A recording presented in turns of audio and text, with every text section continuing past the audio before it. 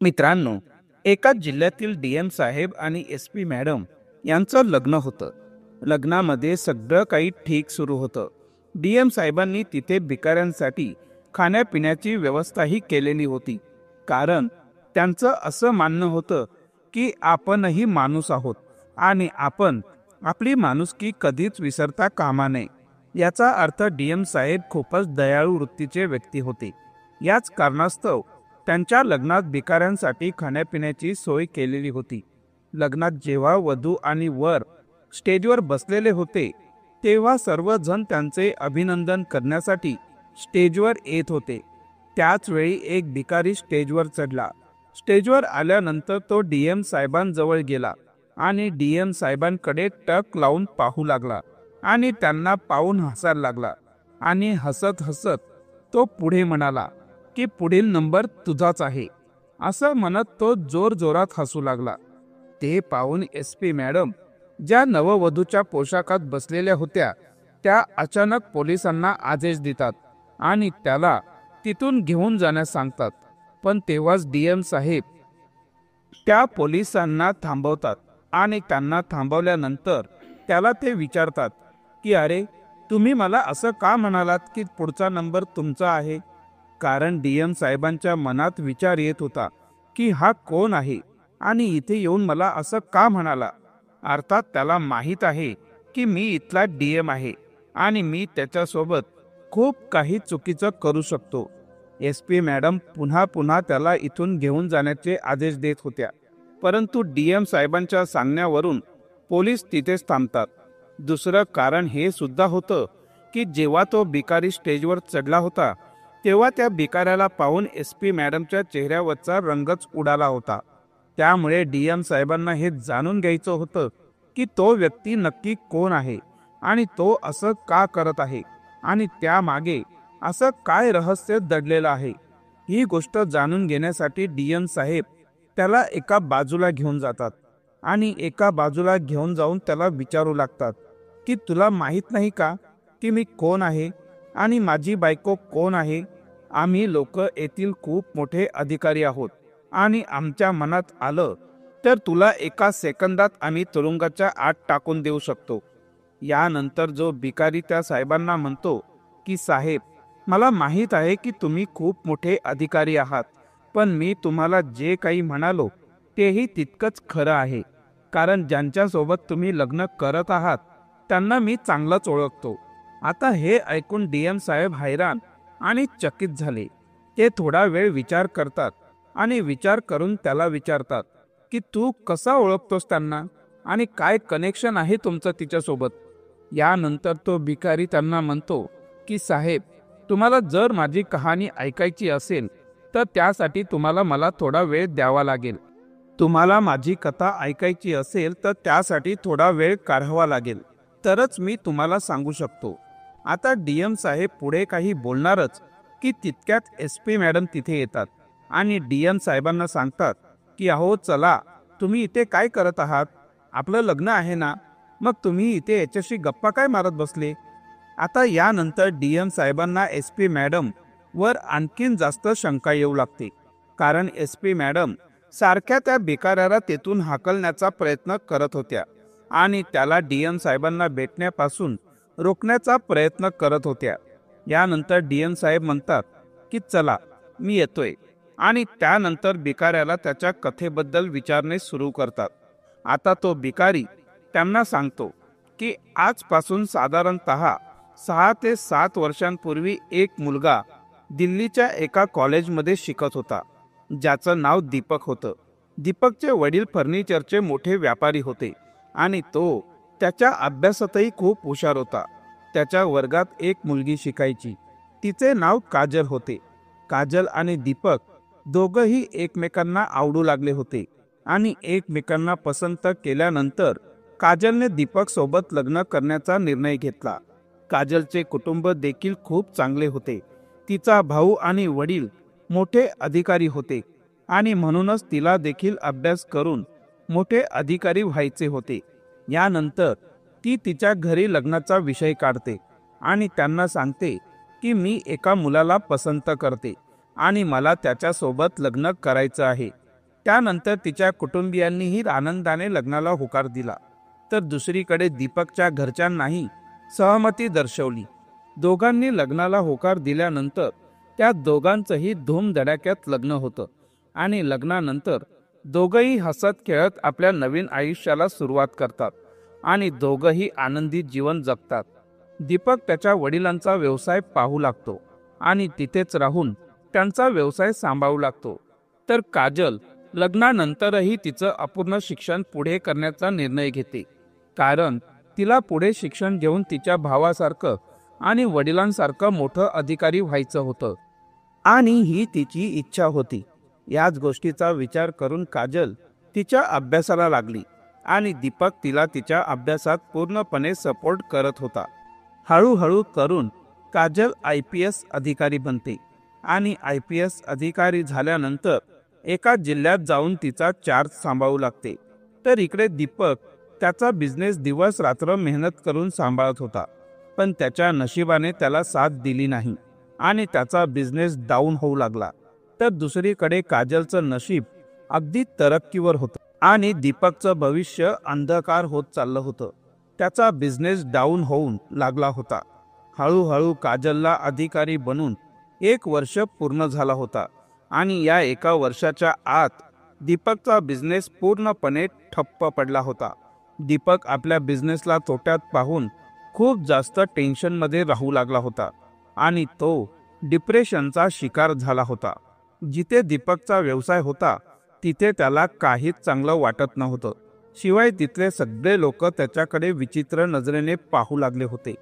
त्यानंतर दीपकच्या कुटुंबियांनी त्याला एक सल्ला दिला की बेटा, तुझी बायको एक मोठी अधिकारी झाली आहे, शिवाय तिला सरकारी निवासस्थानही मिळालं आहे. तर तू असं कर, काही दिवस तिच्या जवळ तिच्याकडे निघून जा. त्याने तुझं मनही लागेल आणि तुला कोणत्या गोष्टीचा त्रासही होणार नाही. दीपकलाही त्याच्या कुटुंबियांचे म्हणणे पटले होते आणि तो त्याच्या बायकोजवळ म्हणजेच काजलजवळ त्या शहरात पोहोचतो जिथे त्याची पोस्टिंग झालेली होती आणि तिला सरकारी निवासस्थान मिळालेले होते. दीपक तिच्या जवळ पोहोचतो आणि काजलही खूप चांगल्या प्रकारे दीपकची काळजी करू लागते आणि म्हणते की काही हरकत नाही, तुम्ही माझ्यासोबत इथे चांगले राहा. इथे तुम्हाला कोणत्याही गोष्टीची कमतरता भासणार नाही. सगळं काही ठीक होईल. सगळं काही ठीक चाललं होतं. काजलही तिच्या पतीची खूप चांगली काळजी घेत होती आणि सोबतच तिचा कार्यभारही व्यवस्थित सांभाळत होती. मग अचानक त्याच जिल्ह्याच्या आत नवीन DM साहेबांची पोस्टिंग होते आणि त्यांच्या स्वागतासाठी SP मॅडम पुष्पगुच्छ घेऊन त्यांच्या ऑफिसात पोहोचते. कोमल DM साहेबांना पाहताच क्षणी पहिल्याच नजरेत त्यांच्या प्रेमात पडते आणि त्यांना आपले हृदय देऊन बसते आणि नंतर काजलच्या मनात DM साहेबांबद्दलचं प्रेम ओसंडून वाहू लागते आणि त्यांच्यावर जीवापाड प्रेम करू लागते. आता काजल DM साहेबांसोबत लग्न करण्याची स्वप्नही पाहू लागली होती. ती पुन्हा पुन्हा DM साहेबांना भेटण्याची संधी शोधू लागली होती आणि त्यांच्यासोबत तासनतास बोलू लागली होती. ही गोष्ट DM साहेबांनाही जाणवत होती आणि त्यानंतर DM साहेब एकदा काजलला विचारूनच घेतात. काजलला विचारताच काजलही तिच्या मनाची गोष्ट DM साहेबांना बोलून दाखवते आणि DM साहेबांकडे तिचं प्रेम व्यक्त करते. आता ही गोष्ट जेव्हा सौरभ ऐकतो तेव्हा त्याला एकदम विचित्र वाटू लागते, पण तरीही तो विचार करतो की काही हरकत नाही, पहिल्याच नजरेत हिला माझ्यावर प्रेम झालं असेल. DM साहेब खूप समजदार व्यक्ती होते आणि खूपच जास्त दयावानही होते. त्यावर DM साहेब म्हणतात की ठीक आहे, जर अशीच गोष्ट असेल तर काही हरकत नाही, आपण दोघंही लग्न करूयात. आता जेव्हा लग्नाची ही गोष्ट काजल ऐकते तेव्हा ती हैराण परेशान होते. जेमतेम या ठिकाणी लग्नाची गोष्ट सांभाळून घेते, कारण काजलचं आधीच एक लग्न झालेलं होतं आणि तिचा नवरा डिप्रेशनमध्ये घरातच राहत होता आणि तिला त्याची काळजी घ्यावी लागत होती. पण काजलचं प्रेम DM साहेबांसाठी जरा जास्तच होतं, त्यामुळे ती दीपकच्या प्रेमाला पूर्णतः विसरली होती आणि दीपकला रस्त्यातून बाजूलाही करण्याचा विचार तिने केलेला होता. या कारणास्तव काजल एका डॉक्टरांकडेही जाते आणि डॉक्टरांकडून काही असे मेडिसिन घेते ज्या मेडिसिन खाल्ल्यानंतर दीपकची मानसिक स्थिती जास्त खराब होईल. काजल डॉक्टर साहेबांकडून ते मेडिसिन घेऊन आली होती आणि दीपकला डिप्रेशनचं औषध सांगून त्याला खाऊ घालत होती. हळूहळू असाच वेळ निघून गेला आणि काही दिवसांनंतर अचानक दीपकची मानसिक स्थिती जास्त खराब होऊ लागली होती. त्यानंतर काजल दीपकला वेड्यांच्या इस्पितळात भरती करून देते. तिथे राहिल्यानंतर जे औषध त्याला काजल देत होती ते औषध त्याला तिथे मिळत नव्हतं आणि हळूहळू दीपकवर त्या औषधांचा प्रभाव संपत चालला होता आणि तो आता पूर्णपणे बरा झाला होता. पण जेव्हा त्याला शुद्ध येते आणि त्याच्या लक्षात येते की तो एका वेड्यांच्या इस्पितळात आहे, तर तो इकडे तिकडे पाहू लागतो आणि डॉक्टरांना विनंती करू लागतो आणि त्यांना सांगतो की साहेब, मी वेडा नाहीये, मी बिलकुल ठीक आहे आणि मला काहीही झालेलं नाही. पण डॉक्टर त्याचं काही ऐकून घेत नाहीत आणि त्याला वेड्यांच्या इस्पितळाच्या आतच भरती करून ठेवतात.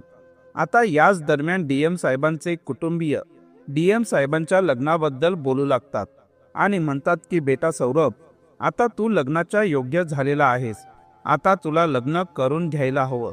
त्यानंतर डीएम साहेबही त्यांच्या कुटुंबियांना सांगतात की मी ज्या ठिकाणी काम करतो त्या ठिकाणी एक SP मॅडम आहेत आणि त्यांना पाहताच मी त्यांच्या प्रेमात पडलो आहे. त्या खूपच सुंदर आहेत आणि मला त्यांच्या सोबतच लग्न करायचं आहे. आता जेव्हा ही गोष्ट सौरभचे कुटुंबीय ऐकतात तेव्हा त्यांनाही या गोष्टीचा काहीच प्रॉब्लेम नसतो, कारण मुलगी SP होती आणि दिसायलाही खूपच जास्त सुंदर होती. जेव्हा सौरभने त्यांच्या घरच्यांना मुलीचा फोटो दाखवला होता तेव्हा तो फोटो पाहून त्यांनाही ती खूपच जास्त आवडली होती आणि त्यांनीही पाहता क्षणी तिला होकार दिला होता आणि म्हणाले होते की ठीक आहे बेटा, जर तुला या मुलीसोबतच लग्न करायचं आहे तर आमचीही काहीच हरकत नाही. कारण आता शेजारी पाजारी लोकही बोलू लागली आहेत आणि म्हणत आहे की तुमचा मुलगा लग्नाच्या योग्य झालेला आहे, त्याचं जास्त वय व्हायच्या आधीच लग्न उरकायला हवं. आता सौरभ ही लग्नाची गोष्ट काजलला बोलतो आणि सगळ्या गोष्टी ठरवल्या जातात. त्यानंतर सौरभच्या घरची लोक एक निश्चित मुहूर्त काढून दोघांचाही लग्नाची तयारीला लागतात. आता जेव्हा सौरभ काजलला तिच्या घरच्यांना भेटण्यासाठी बोलतो तेव्हा ती वेगवेगळी कारणं सांगत होती आणि त्यांना भेटण्यासाठी मनाई करत होती. लग्न तर फिक्स झालं होतं आणि लग्नासाठी जवळजवळ 6 महिन्यांचा वेळ होता. आता सौरभ आणि काजल दोघंही एकमेकांसोबत जास्त वेळ घालवू लागले होते आणि ते जेव्हाही त्यांचा वेळ एकमेकांसोबत घालवत होते तेव्हा दोघंही एकमेकांसोबत भरपूर गप्पाही मारायचे आणि जोरजोरात हसायचे. तर इकडे दीपक वेड्यांच्या इस्पितळात डॉक्टरांकडे सारख्या विनवण्या करत होता की मला सोडा, मी वेडा नाहीये. पण कोणताही डॉक्टर त्याची कोणतीही गोष्ट ऐकून घ्यायला तयार नव्हते. तेव्हाच एक दिवस अचानक एक मोठे डॉक्टर साहेब तिथे व्हिजिट करण्यासाठी आलेले होते आणि दीपक त्यांना पाहताच समजतो की हे कोणीतरी मोठे डॉक्टर साहेब आहे. जर यांनी ठरवलं तर मला हे इथून बाहेर काढू शकतात. त्यानंतर दीपक त्यांच्या समोर जातो आणि त्यांना विनंती करत म्हणतो की साहेब, मला माहीत आहे की तुम्ही एक मोठे डॉक्टर आहात आणि तुम्ही ठरवलं तर मला इथून बाहेर काढू शकता. मी बिलकुल ठीक आहे, मी वेडा नाही. खरं तर माझ्या बायकोने मला काही औषधं खाऊ घातली होती, ज्या कारणास्तव मी वेडा झालो होतो आणि लोकांनी मला वेडा ठरवून या वेड्यांच्या इस्पितळात ॲडमिट केलं होतं. आता यानंतर ते डॉक्टर साहेब त्याच्या काही टेस्ट करतात आणि टेस्ट केल्यानंतर त्यांना कळतं की याची मानसिक स्थिती खूपच जास्त चांगली आहे आणि आता याला इथे ठेवण्याची काहीच गरज नाही. त्यानंतर ते डॉक्टर साहेब त्याला तिथून पाठवण्यासाठी तयार होतात आणि दीपकला तिथून पाठवूनही देतात. दीपक तिथून बाहेर निघतो आणि बाहेर निघाल्यानंतर सरळ आपल्या बायकोच्या निवासस्थानी जाऊन पोहोचतो. पण जेव्हा तो तिथे तिच्या घरी पोहोचतो तेव्हा पाहतो की त्याची बायको एका दुसऱ्याच व्यक्तीसोबत बसून त्याच्यासोबत जोरजोरात हसून बोलत आहे. हे दृश्य पाहून दीपक तिथेच बाजूला लपतो आणि लपून छपून काजलचा पाठलाग करू लागतो आणि तिच्याबद्दल सगळी माहिती काढू लागतो. त्यानंतर दीपक त्याचा चेहरा रुमालाने बांधतो आणि तिथे एका काम करणाऱ्या व्यक्तीला जाऊन विचारतो की या मॅडम कोण आहेत आणि त्यांच्यासोबत हा व्यक्ती कोण आहे. तेव्हा तो त्यांना सांगतो की या दोघांचं लग्न होणार आहे आणि जवळपास 6 महिन्यांनंतर या दोघांचं लग्न होऊनही जाईल. आता ही गोष्ट ऐकून दीपक शॉकच होतो आणि तो विचार करतो की आत्ताच्या आत्ता जाऊन तिला विचारतो की तिने माझ्यासोबत असं का केलं असेल. पण त्याला माहीत होतं की काजलचं लग्न एका DM साहेबांसोबत होणार आहे आणि ती सुद्धा या जिल्ह्याची SP आहे. जर यांनी ठरवलं तर माझ्यासोबत हे लोक काहीही करू शकतात. आणि याच भीतीने दीपक त्या दोघांना काहीच न बोलता तिथून निघून जातो आणि इकडे तिकडे भटकू लागतो. आता जेव्हा तो त्याच्या आई वडिलांजवळ जाण्याचा विचार करतो तेव्हा पुन्हा एकदा त्याच्या मनात विचार येतो आणि तो ठरवतो की जर काजलला ही गोष्ट कळाली की मी ठीक झालो आहे तर ती पुन्हा माझ्यासोबत काहीतरी चुकीचं करू शकते आणि मला पुन्हा त्या वेड्यांच्या इस्पितळात भरती करू शकते. याच भीतीमुळे दीपक ना तर त्याच्या घरी जाऊ शकत होता आणि ना काजलला काही बोलू शकत होता. आता तो त्याच शहरात राहून तिथेच भीक मागू लागला होता आणि भीक मागून आपले दिवस पास करत होता. हळूहळू 6 महिने झाले होते आणि या 6 महिन्यांनंतर अचानक एका लग्नाचं इन्व्हिटेशन सर्व भिकाऱ्यांमध्ये वाटलं जात होतं. ते लग्न या जिल्ह्यातील SP मॅडम आणि DM साहेब यांचं म्हणजेच त्याची बायको काजलचं लग्न आता DM साहेबांसोबत होणार होतं आणि त्यांच्याच लग्नाचं इन्व्हिटेशन दीपकलाही मिळालं होतं. आता हे इन्व्हिटेशन पाहून दीपकही त्या लग्नात जाण्याचा निर्णय घेतो आणि लग्नाच्या त्या दिवशी त्या लग्नात पोहोचतो जिथे या जिल्ह्यातील भिकाऱ्यांसाठी खाण्यापिण्याची व्यवस्था केलेली होती आणि त्यांना पोटभर जेवणही मिळणार होतं. स्टेज सजवलेला होता आणि त्या स्टेजवर काजल नववधूच्या वेशामध्ये बसलेली नटून थटून बसलेली होती आणि सोबतच DM साहेबही बसलेले होते. यानंतर दीपक तिथे जातो आणि तिथे जाऊन DM साहेबांकडे पाहू लागतो आणि हसू लागतो आणि हसता हसता त्यांना म्हणतो की आता पुढचा नंबर तुमचाच आहे आणि असं म्हणत तो पुन्हा मोठमोठ्याने हसू लागतो. असं म्हणत दीपक DM साहेबांना म्हणतो की याची पुढची कहाणी तर तुम्हाला माहीतच आहे, कारण तो मुलगा मीच आहे ज्याचं नाव दीपक आहे आणि ते कलेक्टर साहेब तुम्हीच आहात ज्यांचं नाव सौरभ आहे आणि काजल माझीच बायको आहे. तिच्यासोबत माझं लग्न झालेलं होतं पण तिने मला तिच्या रस्त्यातून बाजूला हटवलं आणि तुमच्यासोबत लग्न करण्यासाठी तिने तुम्हाला आजपर्यंत हे सगळं काही सांगितलं नसेल की तिचं माझ्यासोबत लग्न झालेलं आहे. आता DM साहेब जेव्हा ही गोष्ट ऐकतात तेव्हा त्यांना हे देखील आठवतं की काजल का म्हणून त्याला पुन्हा पुन्हा इथून पळवून लावत होती, कारण तिची इच्छाच नव्हती की DM साहेबांसोबत बोलणं त्याच्यासोबत व्हावं. त्यानंतर DM साहेबांना दीपकवर पूर्ण विश्वास बसतो पण तरीही ते त्याला विचारू लागतात की मला आधी हे सांग की तू जेव्हा वेड्यांच्या इस्पितळात होतास तेव्हा तुझ्या पाठीमागे या घराच्या आत झालेल्या सर्व गोष्टी तुला कशा माहीत आहेत. तेव्हा दीपक त्यांना सांगतो की साहेब, जेव्हा मी तिथून सुटून बाहेर आलो होतो त्यानंतर मी पूर्णपणे याबद्दल चौकशी केलेली होती आणि त्या चौकशी दरम्यान हा सगळा प्रकार माझ्या समोर आला, कारण आजूबाजूचे लोक त्याबद्दल बोलत होते की तिने तिच्या नवऱ्याला वेडा घोषित केले आणि दुसऱ्याच व्यक्तीसोबत लग्न करत आहे. यानंतर DM साहेब या गोष्टीला डबल चेक करण्यासाठी काजलला ताबडतोब तिथे बोलवतात आणि काजलला विचारतात की काजल, तू या व्यक्तीला ओळखतेस का? तर काही वेळ काजल गप्प बसते आणि मग म्हणते की नाही, मी यांना ओळखत नाही. तेव्हा दीपक म्हणतो की काय खोटं बोलत आहेस काजल, की तू मला ओळखत नाहीस आणि मी तुझा नवरा नाही. आपण दोघंही कॉलेजमध्ये एकत्र शिकत होतो. पण काजल स्पष्टपणे नकार देत म्हणते की नाही, माझा याच्याशी काही एक संबंध नाही आणि मी त्याला ओळखतही नाही. तेव्हा दीपक त्याच्या खिशातून त्याची पर्स काढतो आणि त्याच्या पर्समध्ये त्याने आजपर्यंत जपून ठेवलेला काजलचा फोटोही सगळ्यांना दाखवतो.